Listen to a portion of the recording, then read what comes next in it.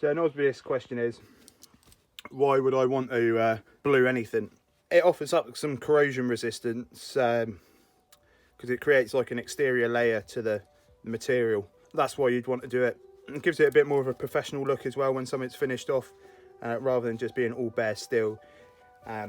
So the smoother the surface of the metal is, and we're talking like the finish here, you know, so a 320 grit finish over like 1000 grit finish gives the rust less nucleation points to start from. So if it's really, really smooth, it's harder to rust to start with, and then the finish on top creates like a, well, that is an oxide, so it takes up the place of the rust, the ferrous oxide, and makes it harder to start. Obviously, when you get in there microscopically, there's going to be tiny pinholes in the finish, and that's where the rust will eventually start from.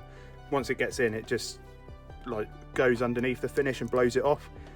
So that's how it sort of transmits, and you will see rust. But having the finish on there makes it considerably harder for the rust to start.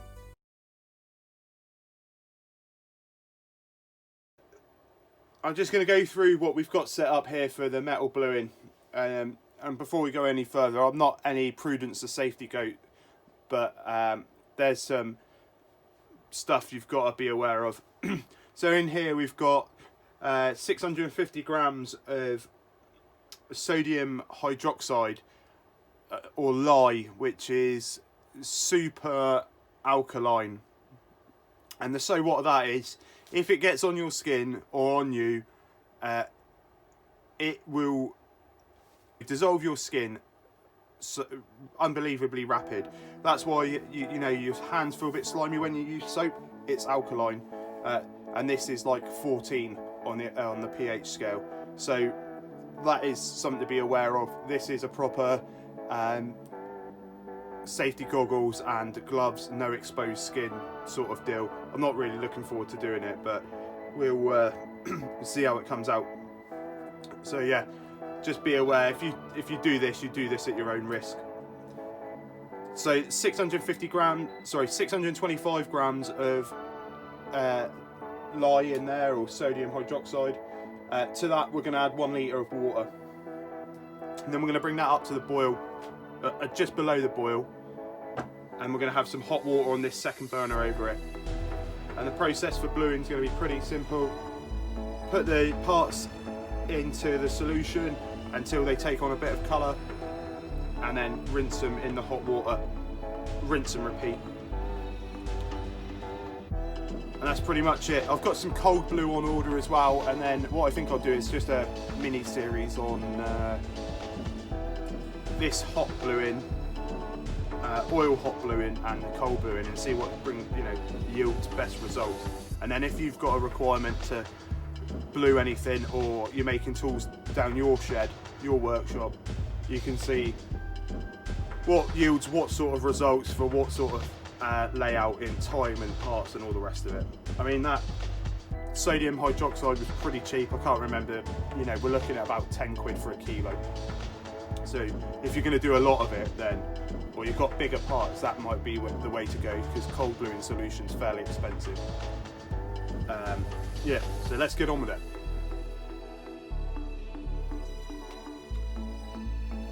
And here's the part we're going to be bluing.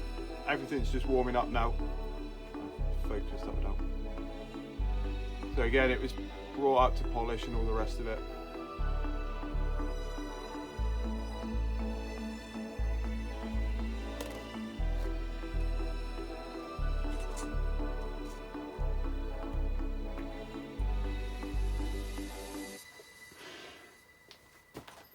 Right, it's gone in.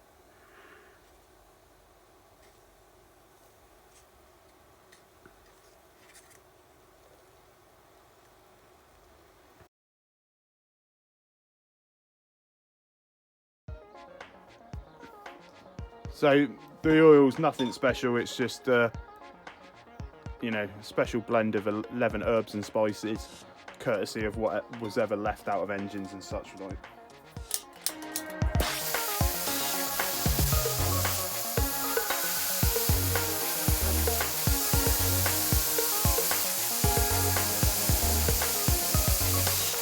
Hopefully that'll do us.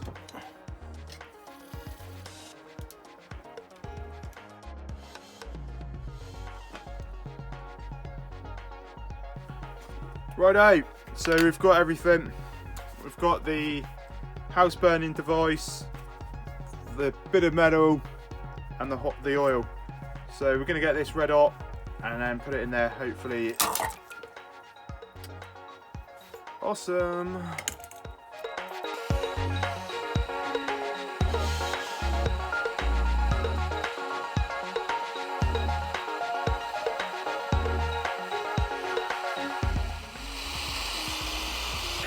So it's starting to take on a dark red colour now.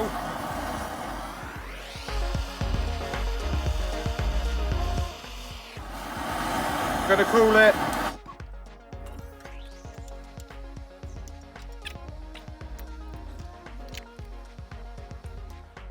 Yeah, I mean, it's blue. It's not particularly consistent colour. Let me just cool this off. I'm going to give it another go and see if it makes any difference. Okay, so that's the second go around and it's come out a lot better. So I don't know if I just didn't get it hot enough or what. But right, so this is the last little bit of the metal bluing series. I've got some Philips Professional Cold Blue. It's like pre-made gun bluing stuff. You just have to thin it out. So it's a 3:1 ratio. So I just put 25 mils in there.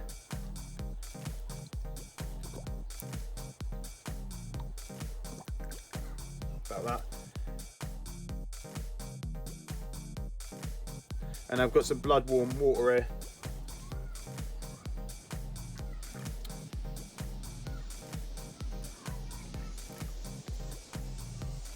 Cool.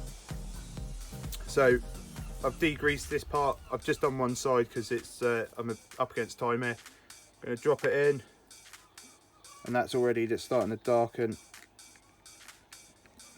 says to massage it with a brush.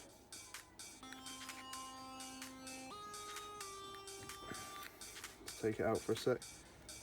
See how it's getting on. Oh yeah, it's getting darker.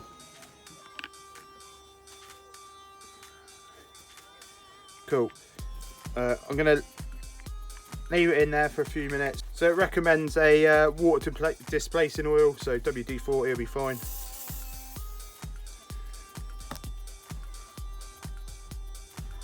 A little massage. Oh, it's darkened up real nice. That's the back side, so you can see it's all crappy still. And that's the front side.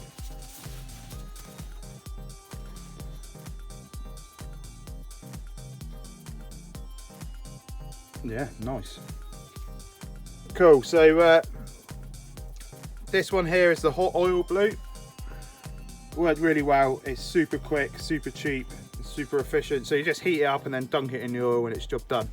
Only thing is, it's like gives off loads of smoke, and you know, you've got to dick about with oil and flames, and it's just a, you know, I mean, there's pros and cons to all of it. So this is the gun blue after about an hour, and it started to take on some weird staining. God, I don't know what that is, to be honest. So yeah, that's definitely a set and forget sort of job. So you could leave your parts in there for quite a while and then go out and come back and rinse them off and oil them up and all the rest of it. And I think it would have limited impact.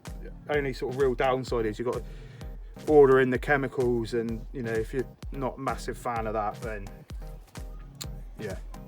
And this one here is the Caustic bluing, and it was just an absolute failure. And like, unless you're doing big bits, I just think there's like zero upside to it, because you got to dick about with horrendous chemicals, and like the chance of maiming yourself is pretty high.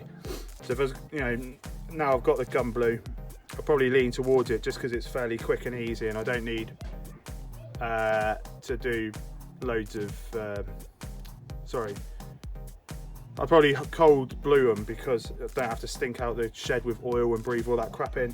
So yeah, I think that's more down to my surface prep than the actual solution working. I hope you enjoyed the video. Yeah, that Caustic hot bluing, like, yeah, I suppose really it is only for gun barrels and stuff like that, because it did not deliver. Cheers, laters, taters. There's still some stickers to be had, so chuck some comments down and I'll get some sent out to you some way or the other. Thanks very much. Cheers to all the subscribers. Just like to say a thanks to a couple of subscribers, Rob Whitty, Andrew Northey and Jamie Skinner, you know, your regular commenters. So yeah, thanks very much. Just, you know, I enjoy making these videos, but it just means there's someone out there watching it, which is, you know, it's like 35 of you now, which is freaking mind blown. So cheers, boys.